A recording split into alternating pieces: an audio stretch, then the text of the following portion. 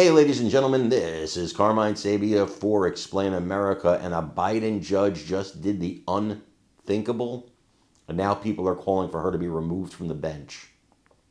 Before we get started, please make sure you like, comment, share, and subscribe. Those little things really help us out, and they help our channel continue to grow. One of the biggest problems in this country right now is liberal activist judges. I believe they're forming a cabal to try to stop and thwart the Trump administration every chance they get. I believe they have political ideology that trumps what they believe about the law, and I believe that this Biden appointee, Judge Boardman, is one of them. Lest we forget that she's ruled against Trump before. She's ruled against him on immigration cases. She ruled against him on the birthright citizenship case.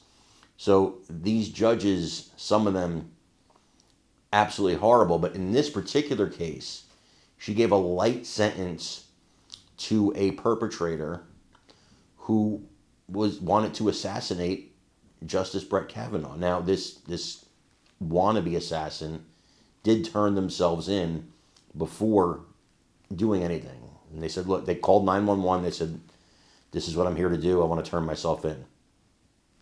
That is commendable, and there should be some leniency for that. And it should involve certainly a mental evaluation and some kind of therapy. Now, this person is apparently a transgender individual, male to female, I believe. And so there's, all kinds of debate about that. But the judge used that as part of the reason for the light sentence, because this judge believes that the Trump administration's policies of housing inmates based on the gender they were born rather than the gender they claim to be is cruel. Now, if you look at the statistics for SA, I can't say what the words are, but SA in prisons, it is overwhelmingly men who claim to be transitioning to women who are committing the SAs in women's prisons. I'm not saying that this individual is not sincere. I'm just saying that there's a reason for the policy. And it's certainly not a reason to give somebody a light sentence.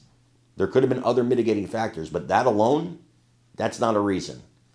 I want you to watch them talk about this here and let me know what you think in the comments. That's what's going to govern the Lisa Cook case. Interesting. I wanted to get your take on this as well with what's going on with the individual who tried to kill Brett Kavanaugh. Let's look at that for a second. So this Biden-appointed judge has been slammed for a lenient 8-year sentence in Kavanaugh assassination plot.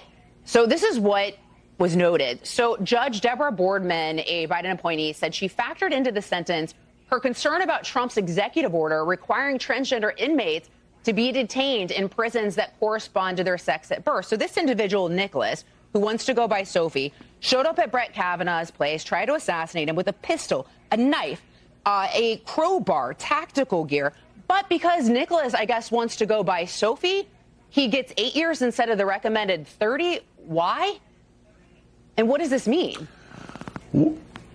Well, I don't think a 30-year sentence was ever a realistic possibility. I disagree. First of all, I have found her to, she is a very conscientious sentencing judge. I disagree with her factoring in the way that inmates are assigned in prison. I think that may be a problem with the sentence. But she was also affected by the fact that Sophie, if we're going to call Sophie that, decided to turn herself in once she saw deputy marshals out there. Yes, she saw the marshals, but she had not. The judge thought that was significant. And okay, but hold on. All of these cases. But okay. Yeah. Mm-hmm. Well, I say Nicholas because he's a man, but you do what you want to do. But to me, it's Nicholas. But 8 years. I mean, we're already having Charlie Kirk was just assassinated. I just didn't remember his name. Yeah, but no, I get it. But Charlie Kirk was just assassinated. We're increasingly living in this culture where Democrats are making excuses for this sort of behavior, and then you have a judge who gives 8 years to someone who shows up at Brett Kavanaugh's house with a whole list of things, clearly with the intention of killing him. I mean, is 8 years enough? What message does this send, Saul? That's what worries me here. It worries me, too. I don't think it's enough of a sentence.